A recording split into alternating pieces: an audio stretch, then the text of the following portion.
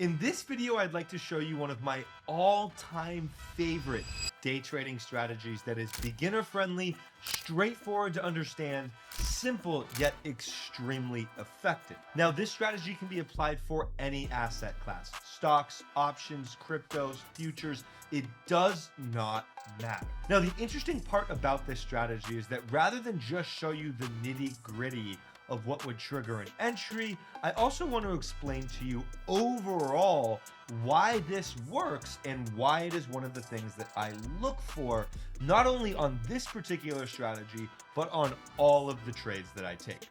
Now, with that being said, let's dive into the charts. Now, what you'll see here on the charts is what a very clearly defined uptrend is, right?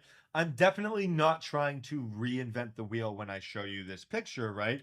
We have a trend that consists of higher highs and higher lows, thus making it a confirmed uptrend, right? Now, for me personally, one of the things that I look to do is always be trading with the trend. And looking at this trend, there's actually a variety of different ways that you could trade it.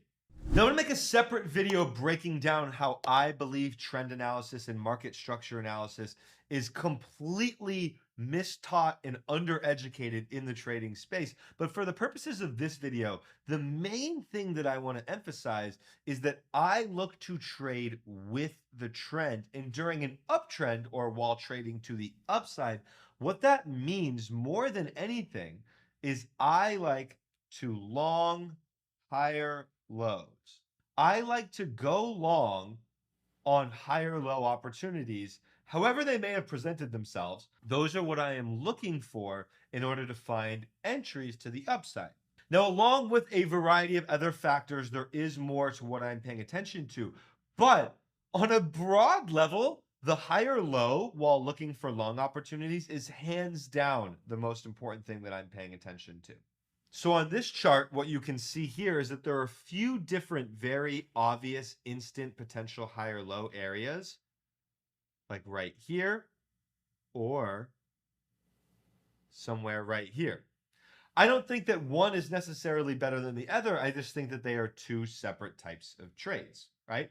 Now, what you'll notice about this first box down here is actually close to this green line I have drawn. And for me, that's an important thing for us to know. Now, everybody will mark their levels with a different color, and the vast majority of my levels are marked out with a purple line. However, there's one level every single day that I mark with a green line, and that is, you guessed it, the opening print, right? The opening print is the first price that a stock trades once the market has opened that day. And again, I'm going to go ahead and take out the word stock here because it's really any asset, right? Whatever the asset may be, as soon as a new daily candle begins, right, it has defined with an opening print, right? And for me, I always mark out my opening print line level in green. Now, this is a really pretty picture, Jake, but it surely can't just be that simple. No charts are ever going to present themselves as a line like this. And you're absolutely right. They're not. But if we understand this framework, right, understanding the importance of an opening print and the understanding that it acts as a key level every single day, no matter what, and that when we are looking for longs, we are looking to long higher lows, we can then take that information and translate that into some of the trading action that occurred today. Now, if you see coming into the day, I've gone ahead and pulled up the QQQ chart just because on TradingView, which I think is the best to visualize this, it's a little bit easier to view the indices on QQQ rather than using the NQ. But in my opinion, this was more valid a futures trade than anything. I personally used options to trade this today. I wanted to use the next day expiration options just in case I wanted to swing this position. And on the futures account that I use, a personal funded Tradeovate, the margin requirements for swinging a position are significantly higher, right? So the options would have allowed me to potentially hold that overnight. Now, I didn't end up holding this trade overnight, but this is a strategy that I use day in and day out. And it is what I call the OPP, right? The OPP. Now, it doesn't stand for over powerful like the traditional OP phrase might stand for, but it is, I assure you, extremely powerful in its own right. What the OPT stands for is an opening print pullback. You may have heard me talk about this before, but this particular example is extremely valuable as it offers insight into a very, very, very specific, detailed trade. Now, as the market opens up this day, it's important to understand that the QQQ is in a intraday or pre-market downtrend, right? It is downtrending. However, if we flip to literally any other time frame, we are going to see a very clear and strong uptrend. We are trading at all-time highs. There is very, very, very, very clear reason and rationale to be looking for upside moves, even when pullbacks occur, right? But this first green candle of the day was really aggressive. And if you tried to capture the upside move in there, it could have worked, but you were probably buying without a whole lot of background or reason that actually offers you more confirmation that you want, right? So as the market opens up today and gets the first 5-minute green candle of the day, I don't believe there's anything actionable there, right? Except marking out our opening print. Now, as the rest of the little day, market day goes on, we first see this push up and then a pullback, which could be construed as something to potentially short, could be something to construed as a downside trade, right? But in this particular example, we are actually pulling back into the opening print and doing what? At least giving the potential to set a higher low. Now, a higher low by itself is nice, but a higher low with a key level or the opening print as a reference point, then you're really cooking with fire in terms of quality of a trade setup, right? Now, on this particular setup, right, in terms of triggering an entry, I went down to the 2-minute chart here. Now, I was always watching the 5, watching the 15, watching the hourly, watching the daily at the same time. But the 2-minute chart is the trigger that I use to enter this trade.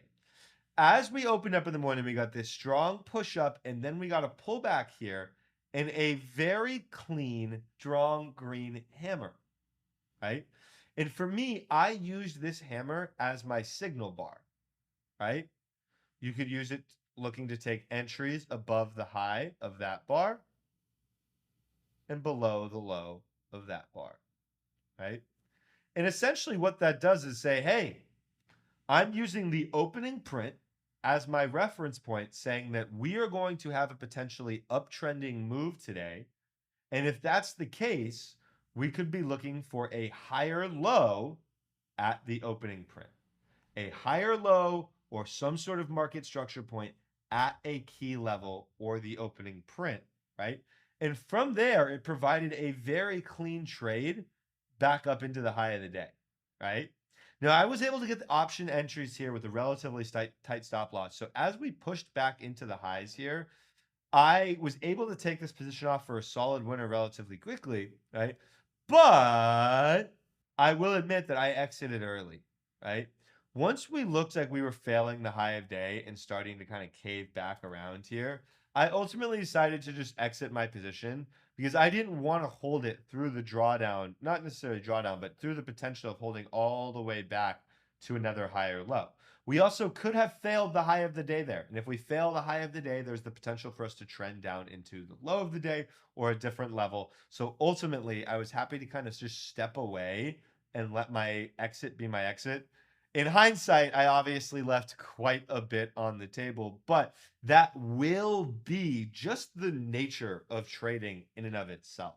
Now, the reason I want to emphasize this particular trade setup with trading futures is that if you were to be trading this on either a personal funded account or a funded account via My Funded Futures or Top Step, right? Then ultimately what that would have allowed you for is if you simply just used the risk of this trade, of the entry we mentioned back into high of day, you were looking about a 1-to-1 R-to-R ratio, right? Now, for me personally, I don't love 1-to-1s, and that's not what I aim for. With options, I was able to create this at about a 2-to-1 because of the way the options contracts were priced using the next day expiration, right?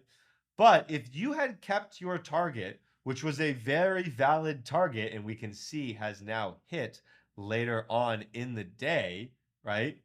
You could have found a trade that offered you a 4-to-1 risk to reward ratio, right? Now, the reason I exited this position over here was because I was worried about the options decaying and pulling back all the way to break even or red, right? Deep red if they got all the way down here. With futures, if I had taken this trade on a futures account rather than an options account, I would have felt much more comfortable holding it because at that point, I would have been able to have a very clearly defined, an extremely clearly defined dollar value that I was willing to give back. Unlike with options, where I would not have been able to have a firm grasp of exactly how much of my profit I gave back. And because of that, it led me to exit the trade a little bit early, which was a mistake because if I had held a 4-to-1 without much work, totally, to be quite frank, my friends, you just had to enter and hold. And that 4-to-1 R-to-R opportunity could have potentially put you a great spot in your personal account or maybe even past a My Funded Futures challenge. So if you're interested in trying out My Funded Futures, we have a special and exclusive discount code for you on their expert plans, which do not have withdrawal restrictions. They are the best funding accounts out there. They have the best rules to actually support traders.